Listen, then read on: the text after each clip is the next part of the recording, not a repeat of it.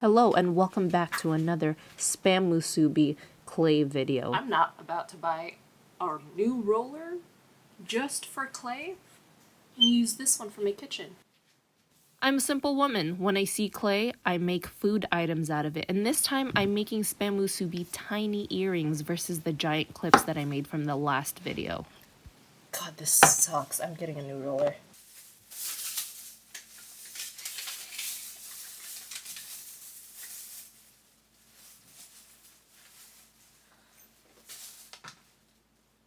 I got a rolling pin.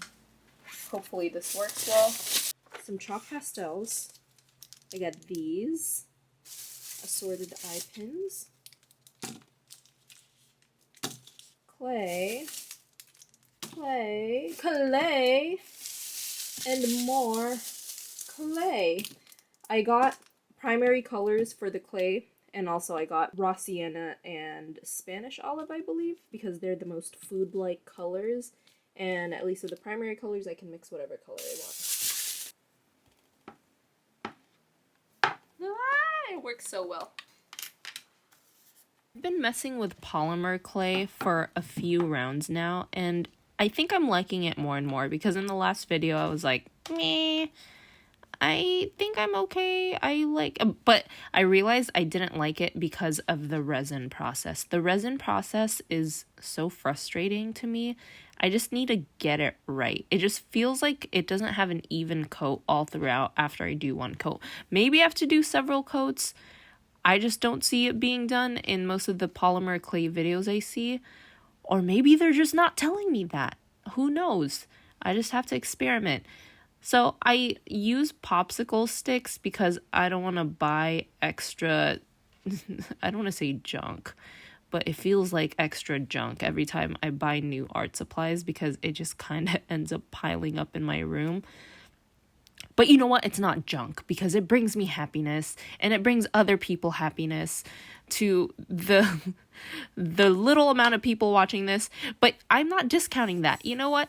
People who are watching this, I'm so grateful for you guys because I just get random little comments here and there. They're not little. It's so sweet what I hear when they say, keep making more videos.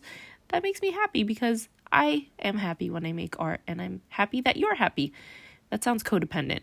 I'm happy regardless making this. So I rolled them up into little balls of rice and I'm rolling up teeny tiny kernels for each grain of rice. It looks really tedious because it is, but look at this cute little ball of rice. Right now I'm digging into this color polymer clay. I think it's raw sienna. Yeah, it's raw sienna. It looks like a block of poop. But I'm trying to mix a good Spam Musubi color for it. So I'm just guesstimating from this point. I take the slice out of it, and now I have to mix all the colors together. This one feels a little harder than the white clay. Because the white clay, from what I remember, is actually different type of Sculpey. The brand is Sculpey, but it's a different type. Yeah, these are Primos, and the other one, the white one, is I think just original. And that's the thing with these Primo Sculpey clays is that they're harder than the original one. At least that's how it feels in my hands. And I'm just mixing this red and this yellow along with the raw sienna because I want to give it a more orangey hue like Spam. And Spam, I know it looks a little more baloney-like, but I want to give it more of an animated feel. It's going to have different colors than the real life one, but I want to make it look extra appetizing. And yes, I'm using this makeshift roller. It's my paint marker. I could use the larger roller, but there's just too much going on right now. And it took a while to blend together and it started sticking to the mat. And I was like, oh, maybe I should stop this. So that's when I started peeling it off. But luckily, with polymer clay, it's easy to rub off with alcohol. So I just had alcohol wipes on the side. And now I'm going to mix in the raw sienna along with the orange. I could have mixed this all together, but I wanted to see what the orange would look like on its own first because I didn't want it to be too red. I didn't want it to be too yellow. I wanted it to be just the right, I guess, hue. I don't remember. Hue or tone. Hue of orange before I mixed it in with the raw sienna. And here I am again with my popsicle sticks as my levelers using my makeshift little roller. So much for buying that rolling pin, right? I'm on this ceramic tile. These are ceramic tiles from just leftover from the renovations that my husband and I went through. Those renovations were soul sucking.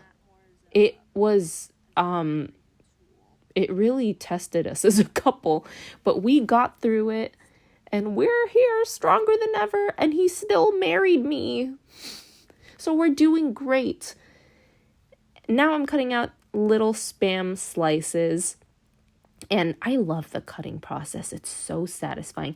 There's something about making food themed art, especially when you're making sculptures or yeah, I guess sculptures. Even when I do my heavy acrylic paint textures, if you can see my previous videos on me making paint cakes, it feels like making actual food. It feels like I'm actually frosting a cake. This feels like I'm actually assembling a Spam musubi. There's something just so, I get a visceral reaction from it. I get that satisfaction out of making food, but when I make food art, and look at these little boys. They're so cute. I made a pair, and boop. Now I'm going to make the nori sheets. And the nori sheets are usually a darker green, but I kind of want to keep it this green color. This darker green, or olive green on each side. And I'm going to roll out. But it's okay. It kind of gives it a stylized characteristic to it, because it does look cartoony. It's not supposed to look realistic. And this part, slicing, was pretty fun, but I needed to stretch it out some more so it could flatten out, because I didn't want it to look too chunky. I didn't want it to look like taffy that was laying right on top of the musubi. So I very carefully stretched it like this. So I just slowly pulled it apart until it flattened out some more. I could have rolled it out, but I didn't want to lose the width and the integrity of the shape, and I wrapped it around. And look at it. Look at it. It's as if I'm assembling an actual musubi. Look at it. I did the same thing for the next one. And maybe, okay, looking back now that I'm watching this, I wish I could have kind of scored little lines into the nori, so it could the seaweed wrap, so it could look a little more textured. But it's okay, and I wish I could have put in teeny dots on the Spam. And here, I'm testing out the new lens that I got, the macro lens. These look crazy. Look at it! Look at the kernels! Look at it! This part was fun. I felt like a little surgeon. So I watched a tutorial of Uncomfy, and her name is Tammy. She has really cool polymer clay videos. And I saw how she applied the eye pin to her polymer clay sculptures. So I decided I'd give it a go because it looked really sturdy.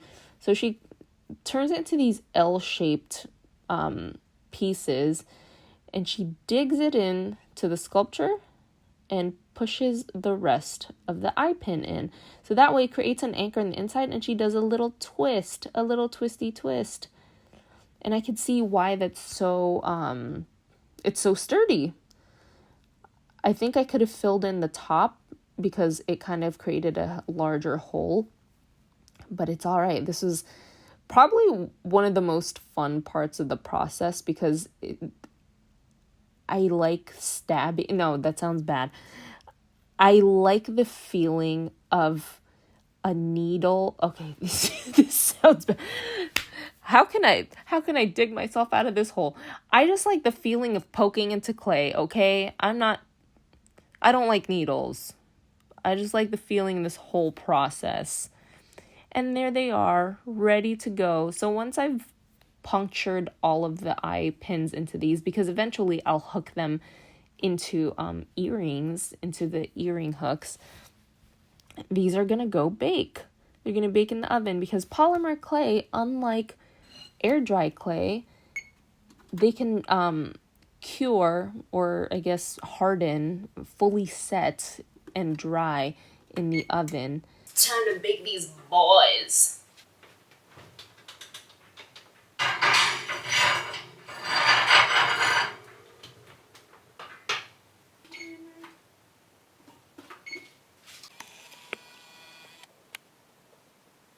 Hello.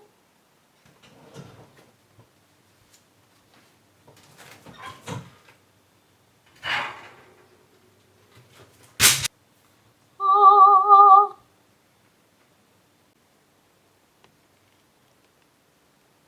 Look at this boy, this little boy. So cute. Okay, next we resin. I need to wear some PPE because I want to make sure my lungs stay good. Put this on.